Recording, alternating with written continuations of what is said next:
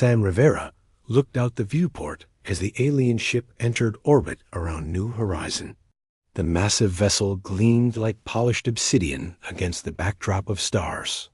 After 15 years as a xenobiologist on humanity's farthest colony, Sam was about to meet the Valkyrie, the most powerful species in this sector of space. "Nervous?" asked Olivia Blackwood, adjusting her uniform beside him. Her dark hair was pulled back tightly, revealing the small scar above her left eyebrow, a souvenir from their first expedition to the northern continent. "Curious," Sam replied, watching the shuttle detach from the mothership. "The briefing files say they're reptilian, but their technology suggests a completely different evolutionary path than Earth reptiles." The colony's director, Frank Powell, joined them in the observation deck. At 62, Powell had the weathered look of someone who had spent decades on frontier worlds. "Remember, people first impressions matter. The Valkyrie control trade. Routes to 6 systems we need access to." Sam nodded. The small human colony had been established on New Horizon only 30 years ago. Earth was still new to interstellar politics, and this meeting could determine humanity's future in the galaxy. The Valkyrie shuttle landed with precision on the colony's main platform. Sam and the welcome team stood at attention as the ramp extended. Downward with a soft hiss, the first Valkyrie to emerge stood nearly 7 feet tall. Its body was covered in overlapping plates that resembled armor but were clearly biological. The scales shifted between deep green and copper as it moved into the sunlight. Behind this imposing figure came 5 others, each wearing elaborate harnesses that Sam guessed signified rank or profession. Ambassador Zexter of the Valkyrie Dominion announced the translator device. "We bring greetings to the human outpost." Director Powell stepped forward. "Director Frank Powell of the Earth Colonial Authority. New Horizon welcomes you and your delegation." The Valkyrie ambassador's vertical pupils widened slightly as they surveyed the humans. Sam noticed how the aliens kept a precise distance from the welcome team, not close enough to seem threatening, but not far enough to suggest fear. "These are our lead scientists and cultural liaisons," Powell continued, gesturing to Sam and Olivia. "Dr. Sam Rivera, Xenobiology, and Dr. Olivia Blackwood, Xenanthropology." Sam stepped forward and offered the greeting gesture they had been told was appropriate. A slight bow with open palms displayed. "We look forward to learning from each other, Ambassador." The Valkyrie's reaction was subtle but unmistakable. The entire delegation tensed when Sam moved, their posture shifting into what seemed like a defensive stance. Sam froze, wondering what cultural mistake he had made. Zexter recovered quickly. "Indeed, knowledge is the foundation of power. We, ARE, interested in understanding your species better." The formal introductions continued, but Sam couldn't shake the feeling that something was off. He caught Olivia's eye, and her slight nod confirmed she had noticed it too. Later, as they showed the Valkyrie delegation through the colony's main facility, Sam observed their reactions carefully. The aliens seemed most interested in the medical, bay, and physical training areas. They asked detailed questions about human physical capabilities, injury recovery times, and pain responses.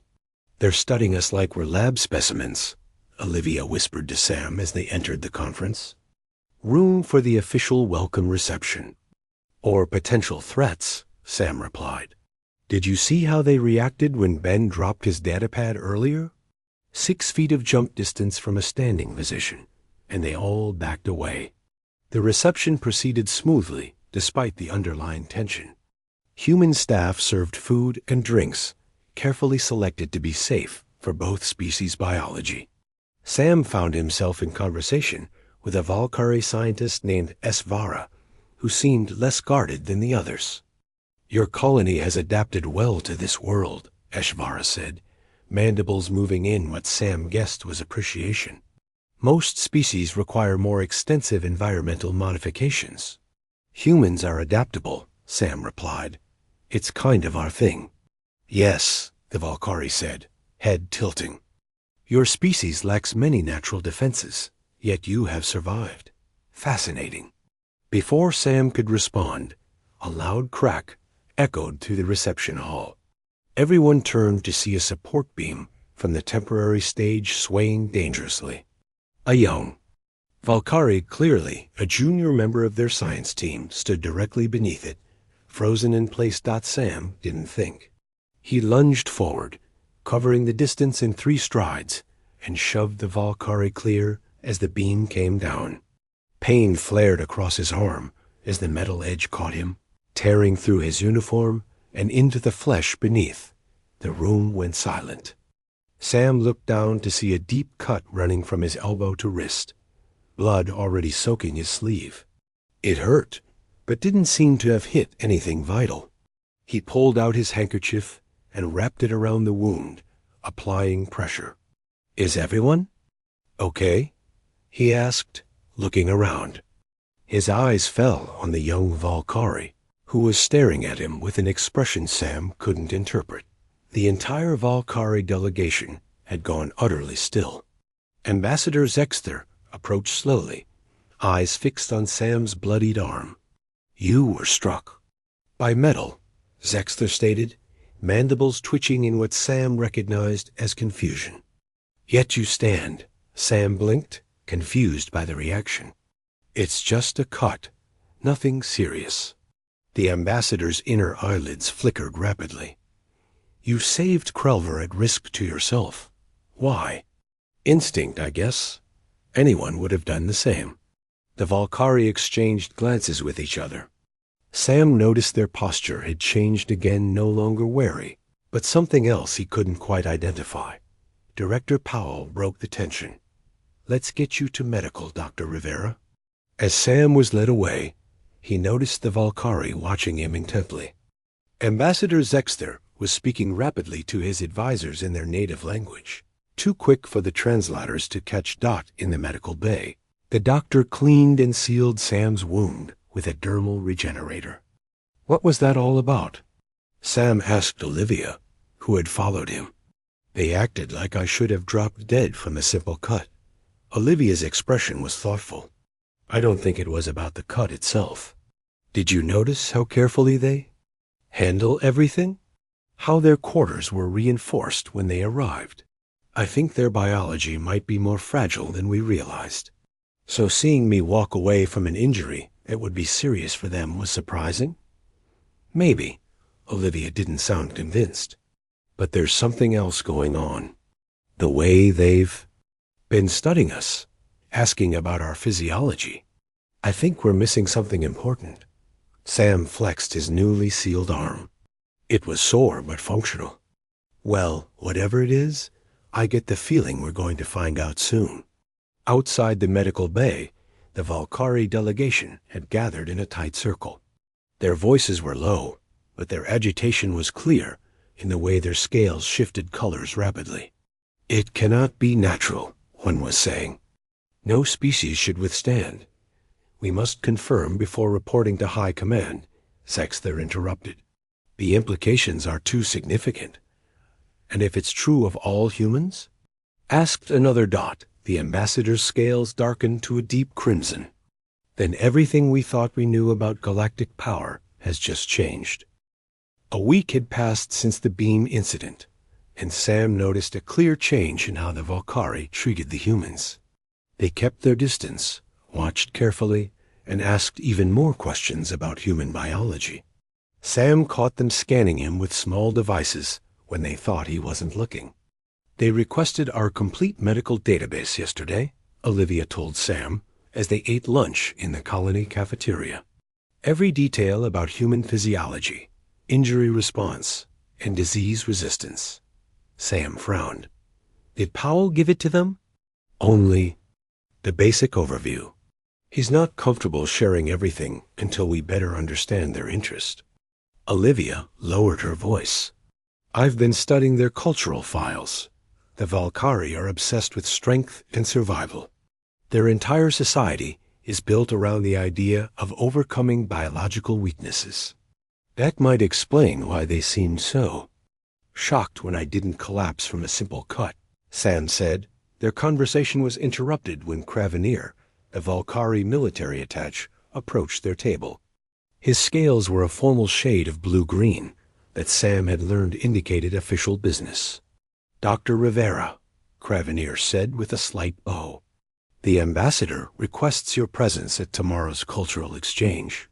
We wish to demonstrate a Valkyrie tradition and hope you will participate. Sam exchanged a quick glance with Olivia. What kind of tradition?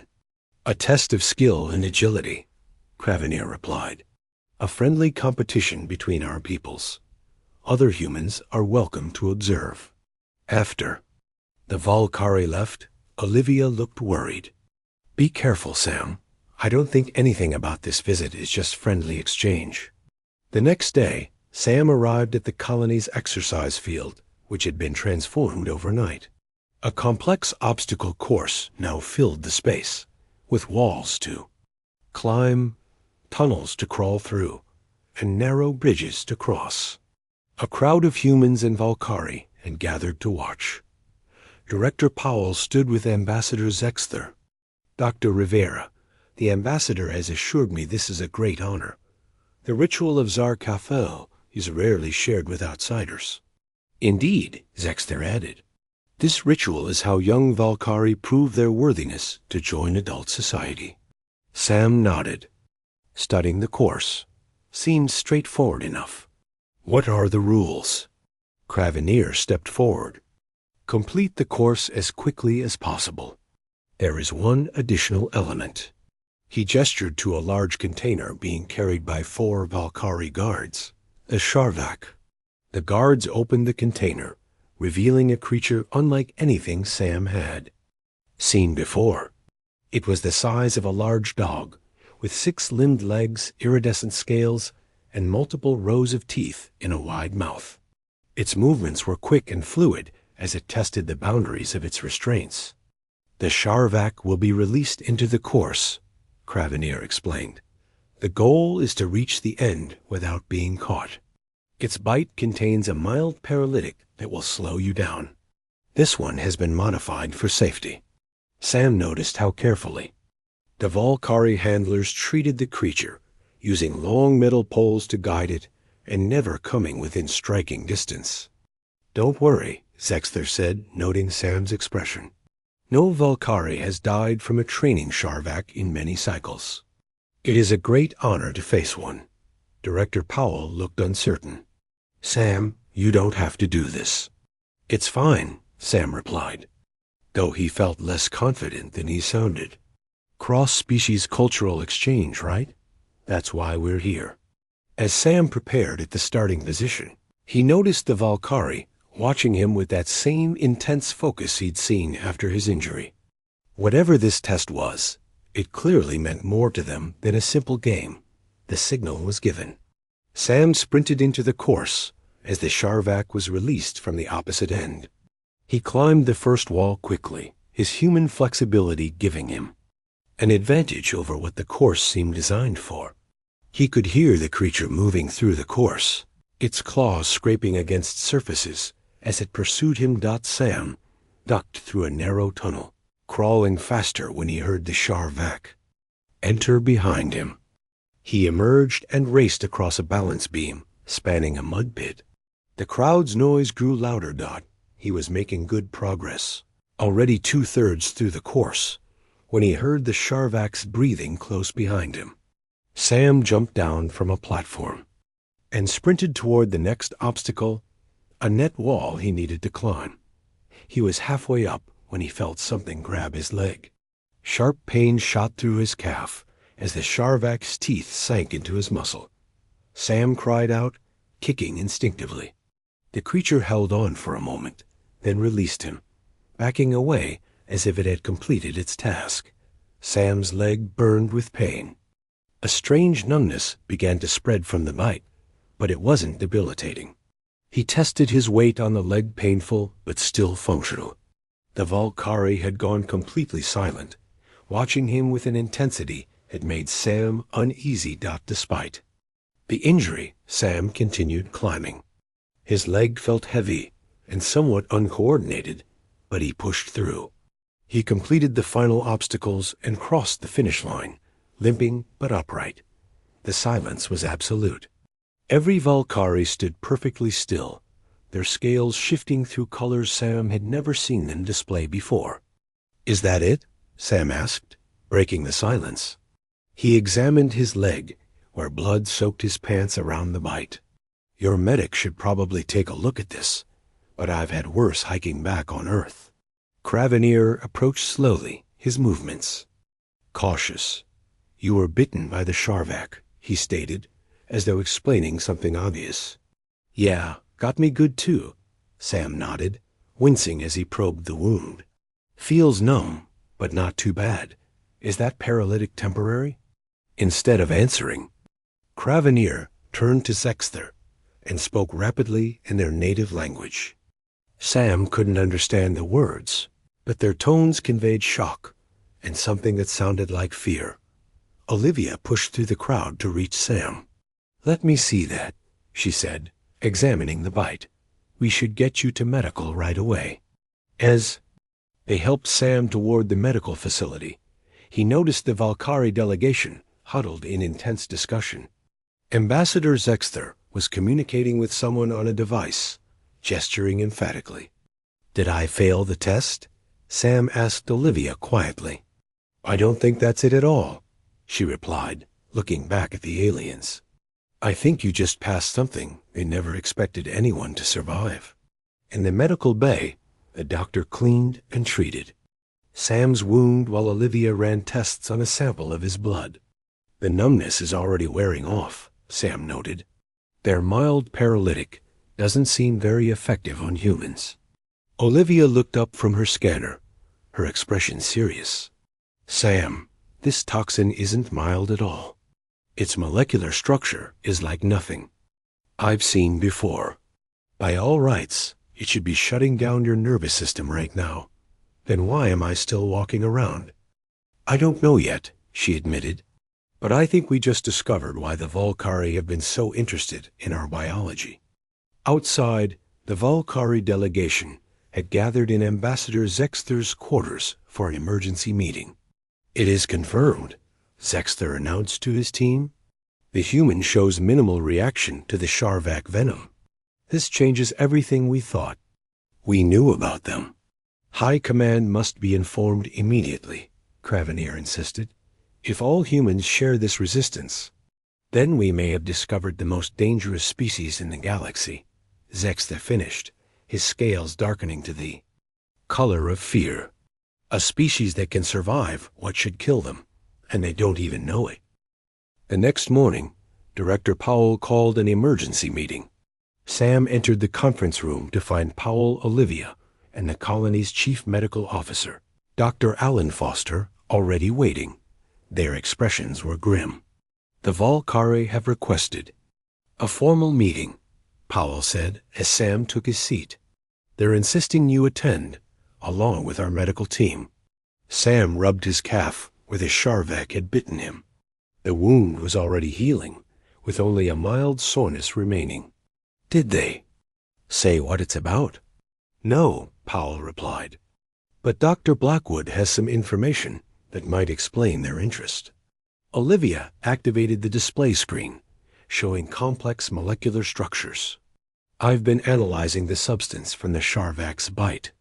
It's not a mild paralytic as they claimed.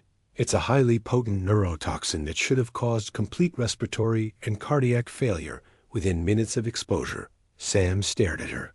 "That can't be right. I'm fine." "That's the point," Dr. Foster said. "Your blood work shows your liver enzymes neutralize the toxin. Something in human biology made you resistant to what should have been lethal." "And I'm guessing the Valkyrie didn't expect that," Sam said, the pieces falling into place. Powell nodded, which raises the question, why expose you to it in the first place? An hour later, they sat across from the Valkyrie delegation in the colony's main conference room. The atmosphere was tense. Ambassador Zexther's scales had settled into a formal shade of deep blue, but the other Valkyrie showed mottled patterns. That Sam had learned indicated stress. "We appreciate your willingness to meet," Zexther began. "Recent events have created a situation that requires immediate clarification." Powell's expression was controlled but cold. "Before you continue, Ambassador, I'd like clarification about why one of my people was exposed to a deadly toxin without his knowledge or consent." The Valkyrie exchanged glances. Craveneer leaned forward. "We needed confirmation of something our initial scans detected, something that seemed impossible." "So you tried to kill me?" Sam asked bluntly. "Not kill," Zexther corrected quickly. "Test. We had to know if our readings were accurate. If they were, as now appears to be the case, it changes our understanding of your species fundamentally." Olivia crossed her arms. "You could have simply asked us for more detailed medical information. Would you have believed the significance if we had merely explained?" Craveneer asked. "Your kind is new to interstellar community. You do not yet understand the galactic context of this discovery." "Then explain it now," Powell demanded. Zexther stood, activating a holographic display. An image appeared of a world with vast oceans and scattered continents. "This is Valkyria, our homeworld. 3 million cycles ago, it was dominated not by our ancestors, but by the beasts you know as Sharvak. Their venom made them the apex predators of our world." The image changed to show primitive Valkyrie with less developed plates. "Our ancestors were smaller then, with thinner scales. The Sharvak hunted us to near extinction. Our evolution was shaped by this threat. Only those with thicker plates, who could survive longer after a bite, lived to reproduce. Our entire species evolved in response to the Sharvak venom," Craveneer added. "Our biological armor, our cautious nature, our entire civilization developed to counter this one existential threat. Eventually," Zexther continued, "we developed technology to control the Sharvak. We studied their venom, learned to create countermeasures that would allow a bitten Valkyrie to survive for several hours instead of minutes, enough time to receive medical treatment." "And now you use them in coming-of-age rituals?" Sam asked. "The ritual you participated in was not a normal training exercise," Craveneer admitted. "The Sharvak you faced was not modified for safety as we claimed. It was a fully venomous adult specimen." Powell stood abruptly. "You deliberately exposed Dr. Rivera to a lethal substance." "We needed certainty," Zexther said. "When your Dr. Rivera was cut by the metal beam, which we had coated with a dilute form of the toxin and showed no effect, we required absolute confirmation before reporting to our high command." The room fell silent as the humans processed this information. "Let me get this straight," Sam said finally. "You secretly exposed me to a toxin that shapes your entire species' evolution and development. And when I didn't drop dead, you decided to try again with a much stronger dose?" "Yes," Zexther admitted. "You must understand, Dr. Rivera, in our 3,000 cycles of space exploration, we have encountered 17 sentient species. All of them, without exception, are vulnerable to Sharvak venom. It is a biological constant we thought universal." Olivia, who had been examining the Valkyrie data, looked up from her tablet. "I think I understand why the toxin doesn't affect humans as severely. The molecular structure is similar to certain compounds found in Earth plants humans have been consuming for thousands of years. Our lever developed enzymes to break down these toxins. It's like alcohol," Dr. Foster added. "Harmful to many animals, but humans have evolved to process it more efficiently." "Or capsaicin in hot peppers," Sam suggested. "What's a defense mechanism for plants became something we consume for pleasure." Zexther's inner eyelids flickered rapidly, a sign of intense thought. "Your world must be extraordinarily dangerous to produce a species with such resilience." This suggests Earth harbors threats even more severe than our Sharvek. Sam laughed, though there was little humor in it. Earth isn't unusually dangerous. We just adapted to what was there.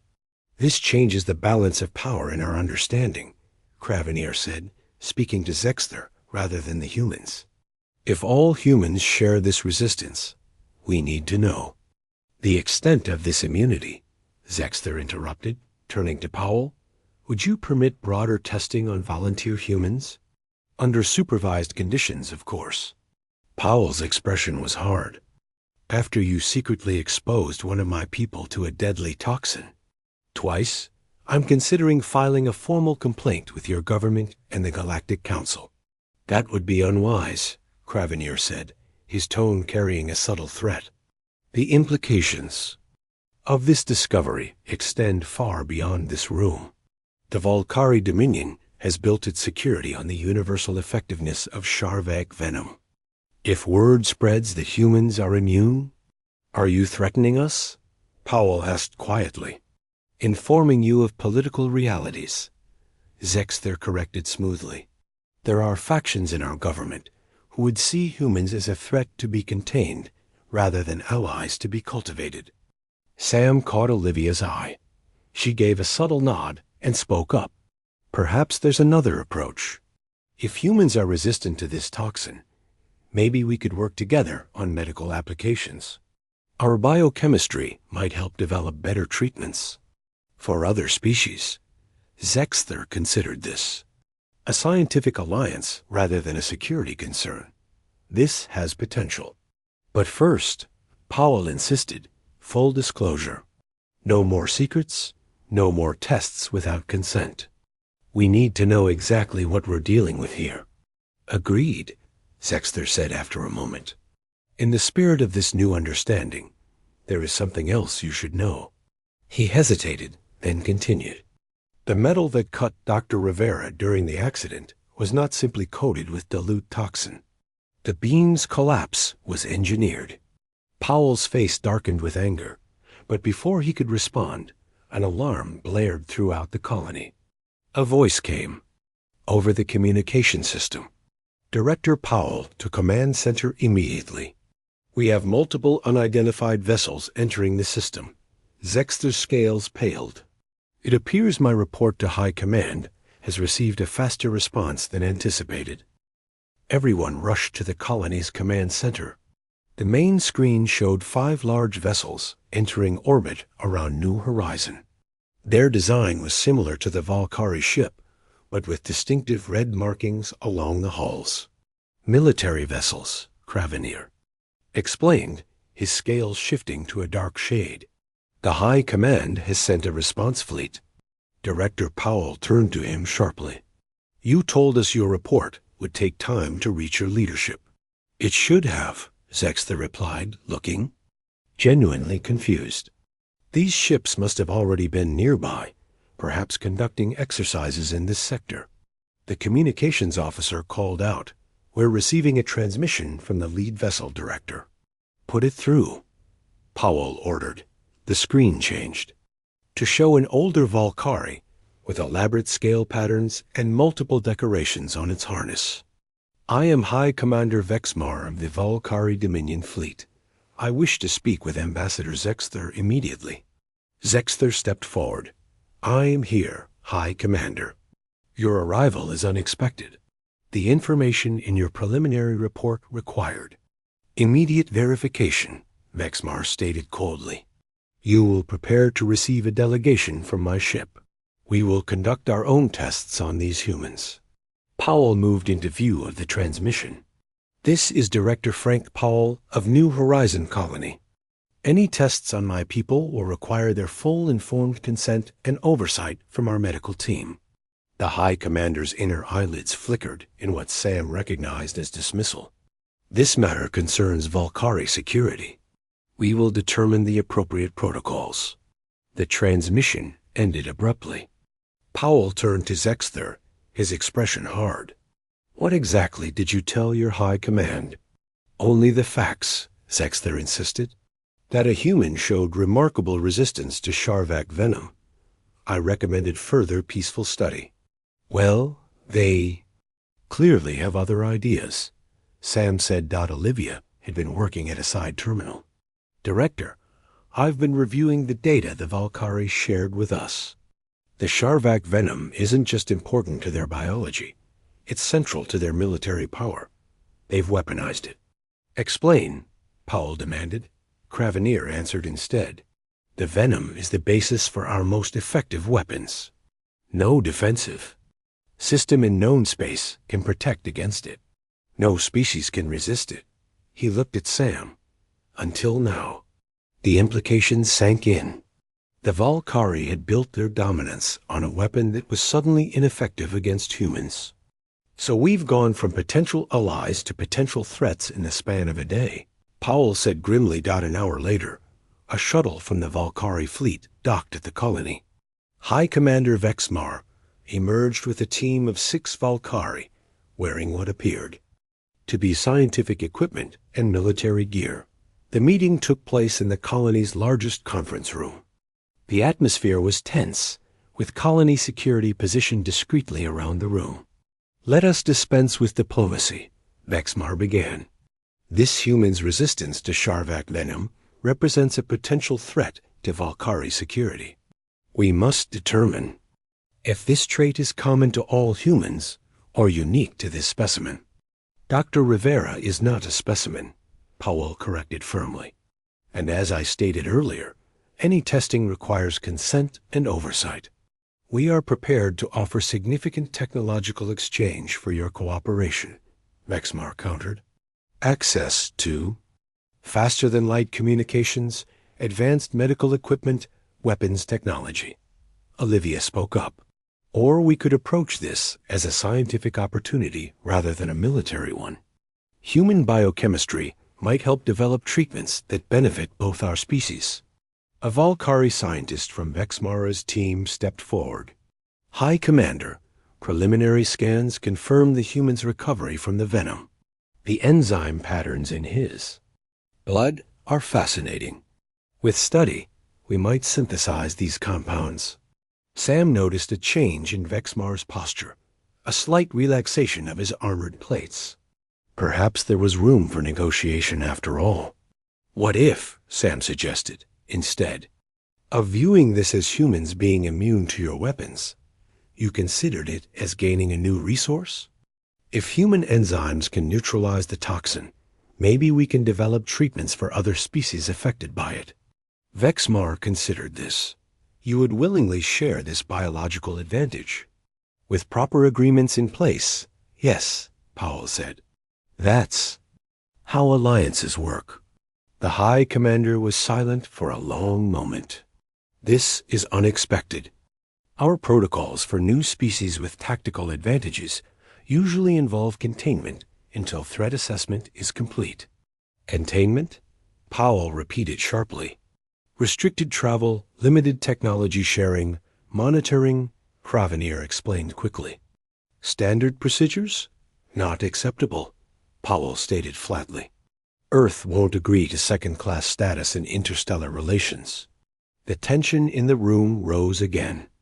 Sam watched the Valkyrie guards shift their positions slightly, moving their hands closer to what he assumed were weapons.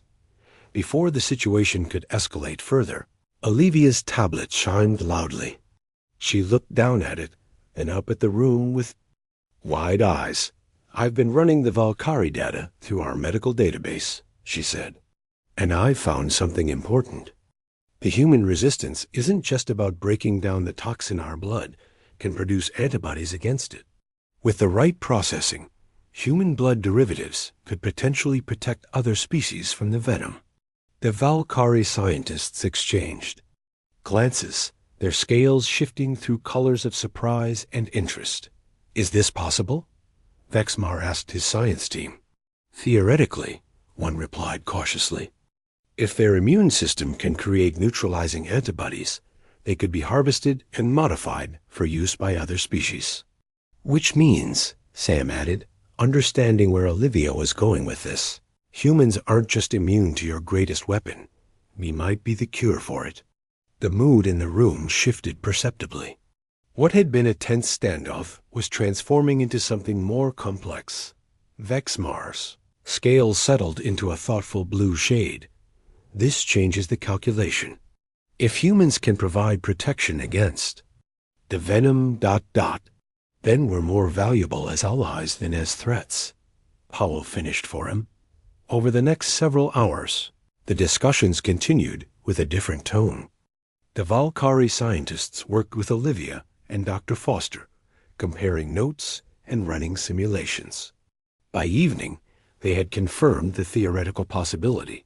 Human blood products, properly processed, could indeed provide temporary immunity too. Sharvak venom for other species.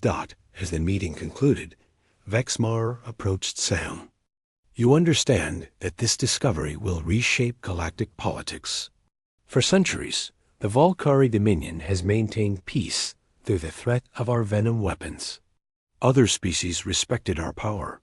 And now? Sam asked. Now we must adapt. Vexmar replied. The High Council will not be pleased to learn that humans represent both immunity to our greatest weapon and a potential counter to it. Some will see you as a threat to be eliminated before your kind spreads through the galaxy. And what do you see? Sam asked directly. Vexmar's inner eyelids flickered. I see change coming, whether we wish it or not. Better to shape that change than be destroyed by it. He paused. I will recommend an alliance rather than containment. Your colony will receive visitors soon, not just Valkyrie, but representatives from many species who will be very interested to meet creatures who can shrug off the galaxy's most feared toxin. As the Valkyrie delegation prepared to return to their ships, news of the discovery was already spreading. The colony's communication system reported incoming messages from 3 different alien civilizations, all suddenly very interested in establishing relations with humans. It seems we've become popular overnight, Powell remarked dryly to Sam and Olivia as they watched the Valkyrie shuttle depart. All because I didn't die when I was supposed to, Sam said, shaking his head in wonder. The question now, Olivia added, thoughtfully, is whether being immune to the galaxy's deadliest weapon will make us its most valued allies or its next biggest target. 3 months passed, and New Horizon Colony had transformed. What was once a quiet human outpost now bustled with activity as representatives from 7 different alien species established temporary missions there. The colony had become the center of a new diplomatic reality. Sam walked through the expanded medical research facility where he now worked full-time. The lab was filled with scientists, human and alien, all focused on what had become known as the Revira Protocol, the process of creating immunity treatments from human blood components. The latest batch looks promising, Olivia said, joining him at his workstation. The Axioni delegation reports a 93% effectiveness rate against diluted venom. Sam nodded, reviewing the data on his screen. And the side effects? Minimal. Just some mild discoloration of their crystalline structures, but it fades within days. A soft chime announced a visitor. They turned to see Eshvara, the Valkyrie, scientist from the original delegation, entering the lab. Her scales were the bright green shade that indicated excitement. Dr. Rivera, Dr. Blackwood, she greeted them. I bring news from the Galactic Council meeting. Sam had never expected to hear those words directed at him. Before the Sharvak incident, humans weren't even aware of the Galactic Council's existence. Now, Earth was being considered for membership, an unprecedented development for a species with only 1 extrasolar colony. What's the verdict? Olivia asked. The vote was 17-3 in favor of accelerated consideration, Esvara replied. Your ambassador will be invited to address the full council next month. That's faster than we expected, Sam said. Eshvara's inner eyelids flickered. Not everyone is pleased. The Valkyrie High Council remains divided. Some see humans as a valuable ally, others as a threat to the established order. And which side is winning? Olivia asked. For now, the pragmatists. The benefits of the Rivera Protocol are too significant to ignore. Eshvara gestured to the lab around them. What you have created here changes everything. Sam smiled wryly. All because I didn't die when bitten by your pet monster. The Sharvak is no pet, Eshvara corrected, though her tone suggested she understood his humor. But yes, your survival has altered the course of galactic politics.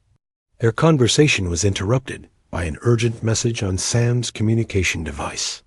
Director Powell requested their immediate presence in the main conference room. When they arrived, they found Powell with a delegation they hadn't seen before. The aliens were tall, with translucent skin that revealed complex circulatory systems beneath. Their eyes were large and entirely black. Dr. Rivera, Dr. Blackwood, Powell said. These are representatives from the Nexari Confederation. They've traveled from the far side of the sector to meet you. The tallest of the Nexari stepped forward.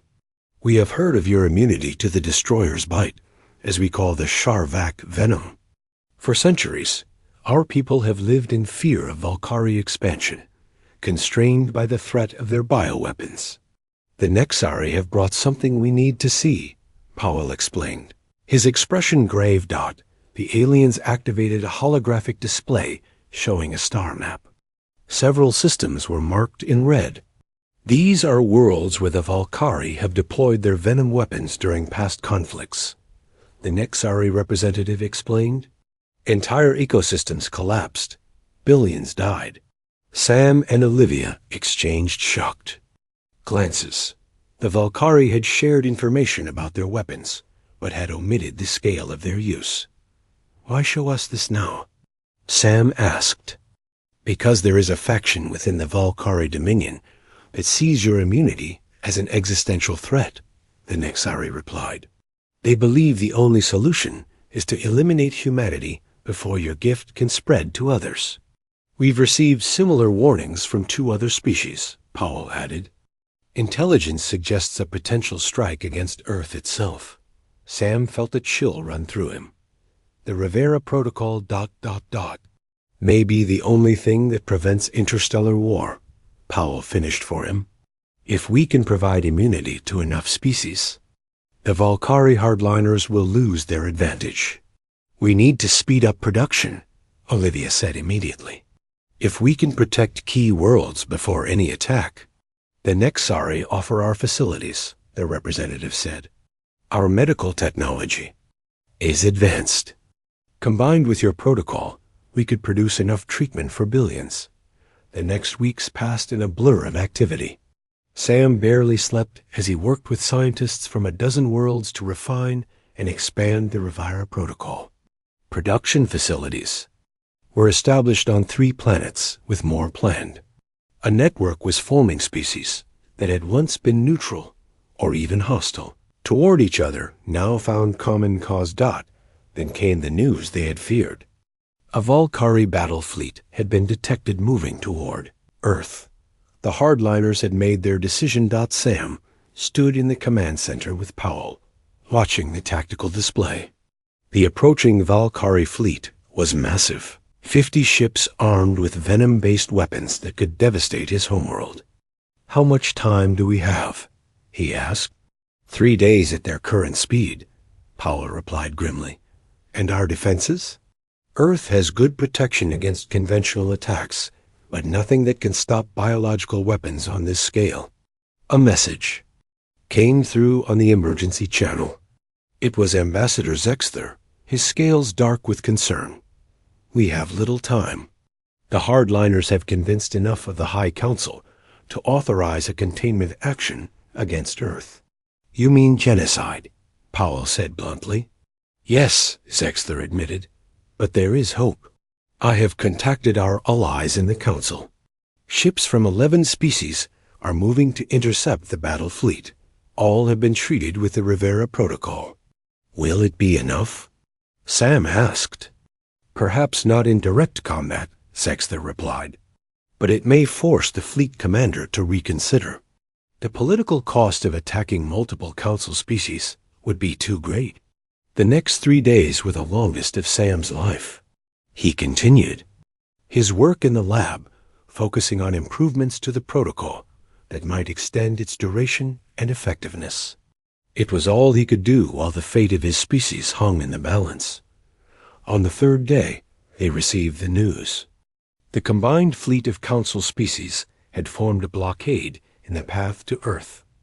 The Valkyrie ships had halted their advance. "They're negotiating," Powell announced to the 10th Command Center. "The fleet commander is speaking with representatives from each species in the blockade." Hours later, the verdict came through.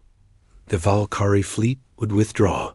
The High Council had revoked the attack authorization after fierce debate. "It seems," Zexter explained in his message, "that the reality of facing multiple immune species has convinced even the hardliners that adaptation is preferable to conflict." A week later, a formal delegation arrived at New Horizon from the Valkyrie High Council itself. In a ceremony broadcast throughout known space, they signed the first draft of what would become known as the Rivera Accords, a treaty establishing new protocols for biological weapons and recognizing Earth's full membership in the Galactic Council. As Sam watched the signing, Olivia stood beside him.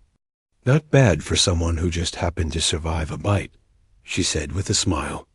"I still can't believe all this came from one random encounter," Sam replied, shaking his head in wonder. "That's how history often works," she said. "Big changes from small moments. You shrugged off what should have killed you, and the galaxy will never be the same." Later that evening, Sam stood at the colony's observation deck, looking at the stars. So many of them now held worlds he knew by name, populated by beings who saw humans not as threats, but as unexpected saviors. A soft hiss announced someone joining him. It was Eshvara, the Valkyrie scientist who had become both colleague and friend. "The universe is strange, is it not?" she said, her scales shimmering in the dim light. "For millions of years, my people lived in fear of a beast's bite. We built our entire civilization around surviving it. And then you humans arrive, shrug it off as nothing, and change everything." Sam smiled. "That's humanity for you. We're too stubborn to know what should kill us." "Perhaps that is your species' greatest strength," Eshvara replied thoughtfully. "Not that you survived the bite, but that you never expected it to kill you in the first place." Sam looked back at the stars, thinking about Earth and all the humans, who would now have a chance to explore them safely. "Maybe you're right. Sometimes not knowing what's impossible is the only way to make it possible."